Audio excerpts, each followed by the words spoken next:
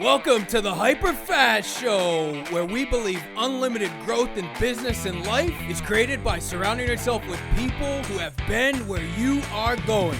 Learning from others allows you to compress time and grow hyper fast. And now, here are your hosts, Keri Shull and Dan Lesniak. Keri and Dan are real estate developers, best-selling authors, billion-dollar agents, and million-dollar agent makers. And now, get ready to grow hyper fast. Keri Shull with Hyperfast Coaching, and I am so excited and honored to be interviewing Bubba, who runs one of the most successful coaching and consulting businesses really in the country. So Corcoran Consulting, tell us a little bit about what you do and your approach to coaching. Sure. So we are an international coaching company. We have clients in 6 countries. Wow. So we coach real estate, mortgage, and small business. Okay. We specialize in teams. We don't say we're real estate coaches, we're more business coaches. Okay. So what we put into a real estate company, into an independent, into a KW, a RE/MAX, is the same thing we're talking about when we go to like a Freedom Title and Royal Bank of Canada and a local chiropractic company. Business is business. Yep. You know how it is, right? You have a real estate company. So you have the same challenges and business needs that your local doctor's office has. Yeah. So we specialize in teams and business building, not as much on the individual level. We've got group coaching for that. Yeah. But that's where we come from, is that business coaching mentality. So what would you say is your sweet spot with teams? How many people are on the team? How many transactions are they doing? If there's someone watching, because most of our listeners are in the real estate game. Yep. So we have teams. As long as you don't want to be a solopreneur and you want to be an entrepreneur, then we're for you. Okay. We have clients that start with us that are a single agent that want to start coaching so they can hire their first admin, so they can start their systems and marketing and that kind of stuff. Yeah. And a lot of people are scared. They don't know how to start. So we've got one-man teams that come to us to help them grow a team. Yeah. Our largest team did 1,400 transactions. It was what market are they located Indianapolis. in? Awesome. Yep. And then we've got a client in Peoria, Illinois, did 986 with 12 buyers agents and 8 listing partners. Okay. So all the way down to, I personally coach a team that started with 23 transactions, and we got them to 84 in 1 year, and they're in Albuquerque. Awesome. So it doesn't matter what size you are, it's the mentality and what you're looking for in business. That's when we're there for you. And tell me, when you're looking at all of these business leaders, what are the patterns that you see in their mindset that create the kind of growth and success we're talking about? Yeah, so the amazing part that I've had of 30 years in this industry and having a lot of friends in this industry, I know every coach, we're all friends, right? Yeah. Along with successful realtors, is it's passion is what it comes down to. And I tell everybody, look, I can teach you anything. I can teach you scripts, overcoming objection, how to do a listing presentation, buyer presentation, but I can't teach you how to have that passion when your feet hits the ground that you want to do what you want to do. Yep. So as long as you have that passion and that dedication and you fit the culture, we can help you. You know what I mean? That's what successful people are. And at that point, you know how it is as a business owner, you have stages in your career. Like, I love buyers. I don't like buyers. I like listings. Okay, I don't like listings. I love marketing, right? That mind shift is when we learn how to work on the company instead of in it. And that's a whole nother passion, because a lot of successful real estate agents are not good business owners. Right. They're great salespeople, but they don't know operations, systems. I mean, we interview about 900 people a year for our clients. So when you're ready to get a new buyer's agent, you're going to do interviews. You qualify them to the last 2. We're going to do the interview and give you our red flag or green flag and about 36 different criteria we interview through, right? So we're a third party for it. Because most people say, oh, yeah, we're great. You got a license. I need a buyer's agent. Let's go. I'm desperate. Right. And then, like I tell everybody, just take 10% of your P&L and just consider that a loss because of turnover. Yeah. And most people think, oh, well, buyer's agents don't cost me anything. No, I'm sorry. No, they cost you a lot. A lot. Not only your leads, but I want you to think about everybody else on the team that spent time with them. And you. And your reputation, exactly. Because they sucked. Yep. And the cancer they cause on your team. Yeah. Yeah, it's crazy. Yeah. So we're talking about patterns of success. Now let's talk about the fear. because there's a lot of fears at different levels of the business that are probably the same. Yeah. Let's talk about someone who is that solopreneur that they know they want to grow. They know they want to create a team. What gets in their way? The fear of failure. Because most people have not owned a business before, so they don't know that steps, right? We have a lot of clients that come to us, even people that are serving, I don't like to say units, I like to say serving families is what I like. So say they're serving 50 families a year. At that point in their career, they should have QuickBooks in place. They should have a P&L. They should have a CRM. Yeah. You'd be amazed how many are using an Excel spreadsheet and Outlook. I would not be surprised by that at all, because I've been around the block. It's shocking, though. It is. Yeah. So their fear of failure, and then the next stage is fear of success. Yeah. We have a lot of clients that think that their whole lifestyle is going to change, their whole sphere, their whole friendship, their family. They're going to be somebody different. Well, if you let that happen, it doesn't matter what industry you're in. You know what I mean? Yeah. But there's that fear. There's a fear that I can't afford the next level of business. Yes. And I'm afraid to hire my first salaried person, right? Yes. Because now I have to provide for another family. Yep. Well, the biggest thing you can do is hire that first salaried person, because that makes you work 5 times harder. Because I coach hedge funds, right? So in hedge funds, when we're bringing cash into the hedge fund, all investors get paid before you owning the hedge fund gets paid. So you eat last. It's the same thing when you have a real estate company. Your transaction coordinators get paid, your director of first impressions, your assistants, and you pray to God there's enough left for you to have it. Yeah. That puts that drive in you. Yes. You know? You know what's interesting? When I started my career, I hired my first assistant, and I told her my vision. I said, we're going to grow. 6 months later, I was going on vacation all the time. I'm incredibly driven, but the freedom that it provided having an assistant, at her 6-month review, she sat me down and she said, you said we were gonna grow. And I'm like, we are. And she's like, we're gonna grow now. So literally it was my assistant who said, you told me your vision and we're going to do it. Yeah. But the freedom that I had from that first hire was very surprising. And the amount of time it freed up, I wasn't even expecting it, and I understood all the things I wanted to delegate. Yep. So for anyone out there facing that fear right now, break through it. Hire that first person and just get clarity. Listen to video interviews with people like us that have gone through it and coached other people go through it, and figure out what you're gonna leverage that you're not good at to make that hire worthwhile. And all of a sudden, your business is gonna change and your life is gonna change. It's an interesting concept, right? When we get into this industry, it's because we can make a lot of money and we have freedom. And then you get in it and you're like, I got no freedom. I'm 7 days a week, 15 hours a day, and you're a part-time spouse, you're a part-time father, grandfather, you know, and I use this rule of thumb. If you say yes to someone, you're saying no to someone or something else, and that's usually your family. So getting your first hire needs to be an admin, needs to be assistant, right? Yeah. Because those are non-dollar productive activities. We get paid to do 4 things: list, prospect, sell, and negotiate. That's all we get paid to do. Everything else in this industry can be outsourced. Yeah. So if I'm amazing at prospecting, I can get a showing agent to go show houses, because they don't care if I'm letting them in, or you're letting them in, or you're letting them in. Who cares? They don't care, guys. No, they don't. Some of you are saying, oh, he's not right. Oh, yeah, they only want me. They want No, me, that's but your that's ego. your ego. Yeah. Amen. Kindred spirits over here. Yeah. Okay, and what would you say for the team leader? You said when they get on a higher level, they're really afraid of success. For someone that's operating a big team already, what's the step that you see that they need to take to really go to the next level? So when you get to that stage in your business, most people get bored. Like, no joke, 60% of our clients have at least 2 streams of income, and 30% have at least 3. And the reason why is because you get bored in real estate. Great, we'll do property management. Great, one client came to us and said, I want to own a strip mall in Costa Rica in 18 months. And we went, that's a great goal.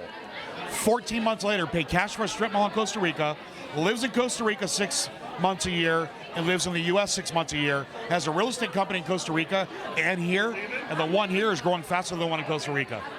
And you know why? It's because most leaders, what's keeping you from growing is the 6 inches between your ears. You hold yourself back more than other people do. You know what I mean? So if you get bored, find something in your industry. Like one client goes, I want to get a shaved ice company. And I'm like, how about invest? Don't buy, invest in that, right? Stay in your lane, you know. But property management, you got JVs on mortgage companies, title companies.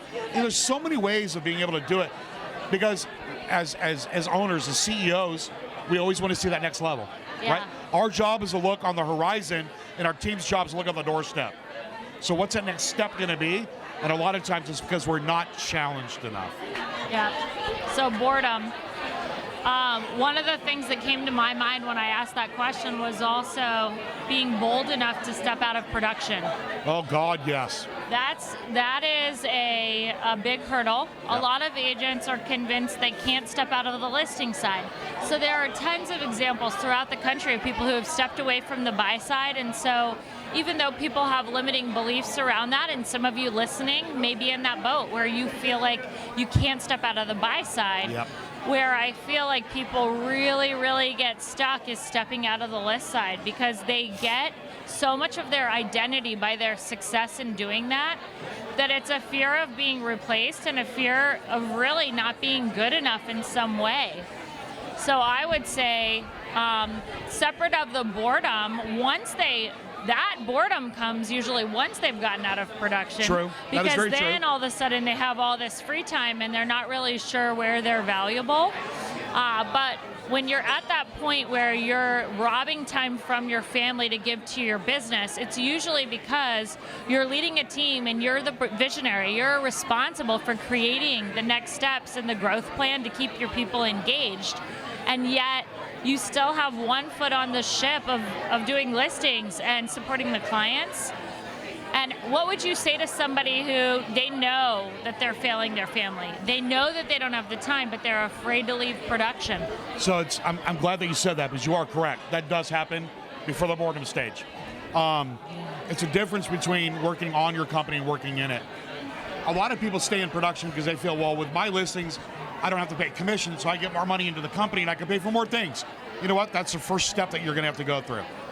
As that happens, I guarantee you, you're worth more money stepping into a marketing role. We'll call you the chief growth officer of your company, right? Being a chief growth officer makes more money for the company than you going on a listing presentation. Absolutely. You know? And on listings, we usually pay a little bit less commission than we do on the buy side anyways.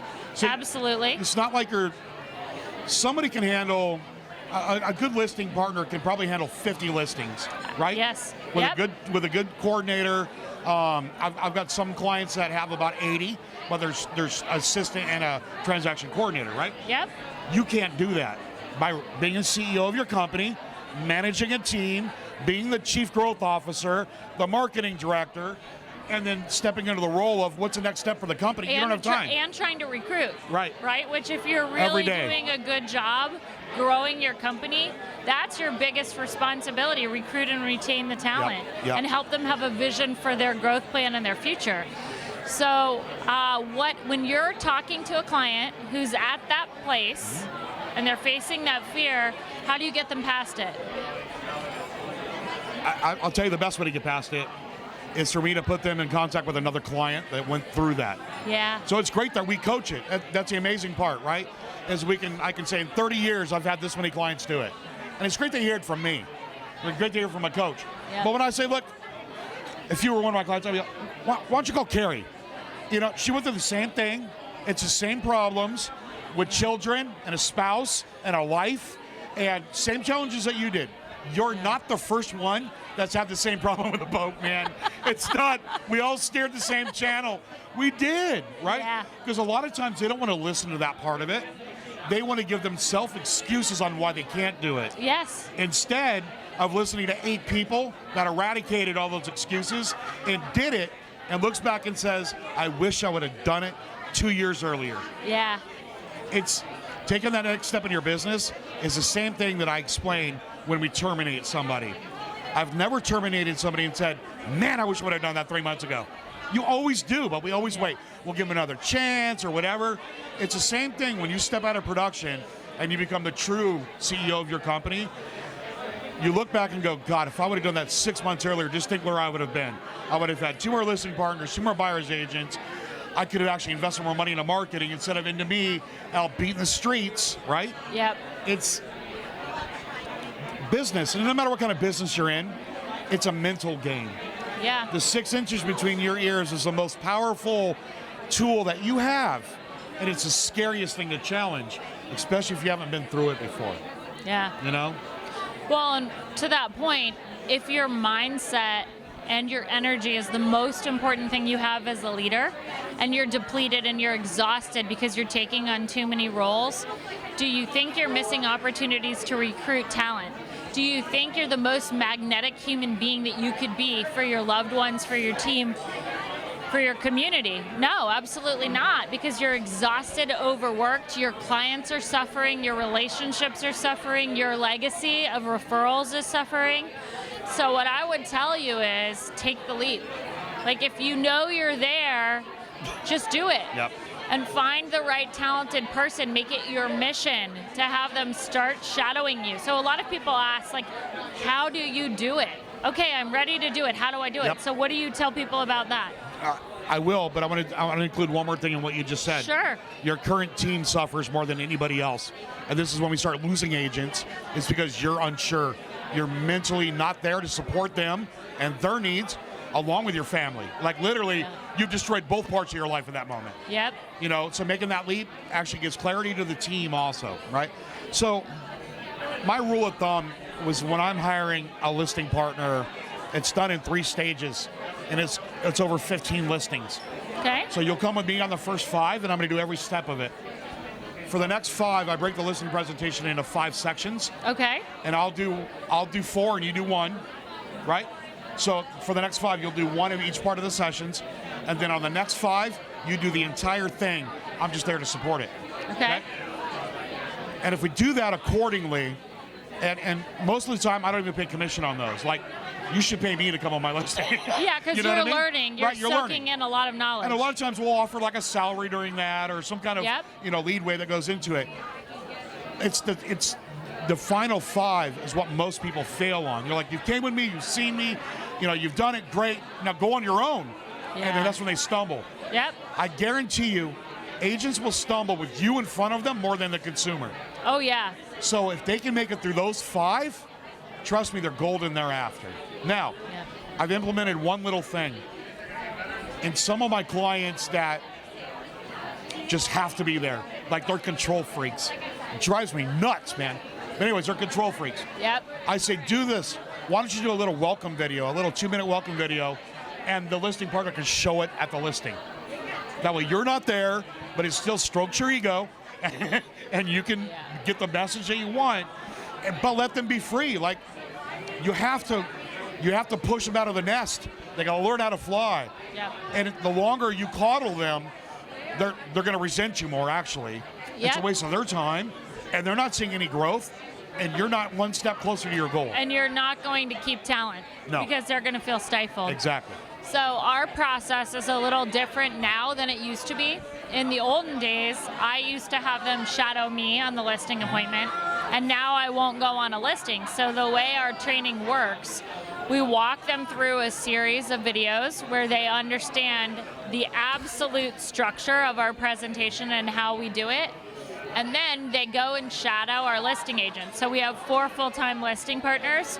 And once they shadow them, they come back and test out with the sales manager or myself. When they go through the test out, it's harder than it will ever be with any client, because I'm analyzing everything they're doing. Right. Right? Or the sales manager is. And we put it on video and we record it. I think a really critical piece when you're analyzing someone and what they're doing, if you don't record your feedback, they're so focused on what they're doing that then they only hear a third of what you're saying and they don't get the feedback. Yep. So The hard part about critiquing, they should always take out their phone and at least get a voice memo when you're talking to them in the car after they've shadowed any partner, because they're going to hear it differently the second and third time. And they need to listen to it multiple times when they're practicing, or they come back in and you're frustrated because they're making the same mistake over and over again. I agree. So for me, I make them do a live demo and get to a point that I approve the process all the way from the initial appointment setting through the whole listing appointment until the agreement is signed. Once they show me they can do that, then they get to go on appointments, and they've already shadowed so many appointments. For us, one of the keys is understanding the lead source, because if it's a teardown letter, which is a very specific lead source in our business, the way you convert that will be very different than someone who comes in as an open house opportunity from one of our buyer agents. And a referral and... Absolutely. Exactly. So the other key when you're training someone is don't take them on, 5 of the same exact type of listings and then expect that they're going to go succeed on a different type. I think you have to watch very closely. You have to get a report on all of the appointments they go on, probably for their first 30. Right? What were the challenges that they encountered? What objections did they not know how to overcome? Systemize it so you're giving them support, and then their conversion is going to skyrocket. But when you don't have a structure around it and you just wonder why they're not succeeding and convince yourself, well, they're not as good as I am. Right. Well, wake up. You're never going to have people who walk on the job and are as good as you are, or they wouldn't be walking on the job. Right. And no one's ever better than you anyways. You know what? I actually now believe that multiple of my listing partners are better than me because they're better at follow-up. Well, and here's the thing. When you own a company and you go on a listing, you're like, I don't want that listing. You have that choice, right? Your listing partners don't have that choice. They're hungry. They're going to give it that second effort when you're like, I'm not going to put up with this guy, I'm out of here. Right? Yeah. They have the hunger. They have to feed their family. So you have 20 people feeding your business. They have one mouth feeding their entire family. And that makes a huge change because they have more hunger than you do. It's no disrespect to you. No, it's but just you've been doing it for so long. You've changed. Right. You're not the same person as when you were out there doing listings in the beginning. So they're going to start out with a lower conversion rate because they need to learn. But you're going to see them get higher, and a lot of times much higher than you were. It's because they have to feed their family, and you got 20 other sources that do it. Yeah. I absolutely agree with that, and they're going to go the extra mile with follow-up if you create the right accountability in your business. Yep. Okay, so this has been really fascinating. If you were to leave agents with one thought about creating success in their business and their life, at whatever level, what would it be? Accountability. I own a coaching company, and I have 2 coaches. I have a coach for my business, and I have a coach for my speaking, because I'm a professional speaker. I think it's kind of hypocritical if I own a coaching company telling you how to run your business, right? Because I'm a helicopter above the forest. I can see it. Yeah. Having a coaching company, I tell people what to do all day long. You know what I mean? Yep. But if I don't have somebody looking at my business, I have invested more money in coaching through like Andy Andrews, Grant Cardone, Tony Robbins, you name it, right? And I own a coaching company. Yeah. And the reason why is because I can't hold myself accountable, and my wife is my business partner.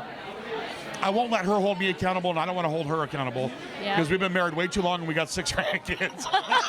And you don't want to get divorced, right? I love my marriage and my kids, man. So never have a spell, like literally, I've saved more divorces by coaching husband and wife teams. Yep. You know? So I tell everybody this. Everybody hates accountability. Everybody hates it. It's the most powerful tool, and I'll break it down this way. Out of the Forbes 500, 85% of owners on the Forbes 500 have 2 coaches. Not 1, 2 coaches that helped them get to where they're at. So Tiger Woods has 8. Yeah. You know what I mean? Well, and I would say the more successful you get, the more you hire specialized coaches in different elements of your business. Yep. So at this point, I have a coach that focuses on business strategy with me. I have a coach that focuses on real estate and life with me. And I have another coach that focuses on video and social media. Right, and marketing. Yep. It's true. So you can get a general, think about football, right? So there's a head coach who coaches the offensive coach, the defensive coach, the special teams, quarterback coach. That's what the coaches are. So as you're growing your business, you need a head coach. And then as your business gets to that level, it's the same thing when we start hiring. We start hiring a sales manager and an operations manager. Yeah. I have a lot of clients who have a general manager now, because that general manager is one key reporter that can take care of 40 people. Instead of you having to oversee them, you have one. Yeah. It's well worth the money. That makes a lot of sense. So accountability, literally, I don't care who's listening to this, I don't care what the business is or what you do for a living, accountability will make you grow. Dreams are dreams. Goals are written on paper. They're achieved when you share them. I don't care if you hire a coaching company, professional coaching company, you talk to a mentor in your office, you talk to a peer in your industry. I don't care who it is, but get somebody to help you with the accountability part. Well, that's what Weight Watchers is based on. Yeah. It's all peer accountability. Yep. You know? I think the key is when I'm selecting someone to hold me accountable, like a lot of the coaches that you talked about, Cardone, Tony Robbins, like these are people who've been extremely influential, Gary Vaynerchuk, Billie Jean, right, in my life and career. And the key is find someone, if you're going to follow them, know that they're amazing at what you're following them in. Yeah. Do not listen to somebody in your office who sucks that's giving you advice about where to farm. Like, come on, guys. Which may sound obvious, you wouldn't go to Gary Vee to ask him about recruiting. You go to Gary Vee to ask him about marketing and advertising. That's him. That's a specialty. You know what I mean? Absolutely. So you go to like Floyd Wickman or somebody like that. They all have their specialties, you know? Yeah, absolutely. Well, thank you so much. My this was pleasure. Incredible. I hope you guys got a lot out of it, and we'll see you again soon. God bless. Thank you for tuning in to this episode of the Hyperfast Show. Subscribe to us if you want to make sure you get the latest and greatest Hyperfast shows. And remember, we love reviews. Reviews help us bring better and better guests and improve our shows. So give us the good, the bad, and the ugly. We hope you enjoyed the show, and we will see you next time.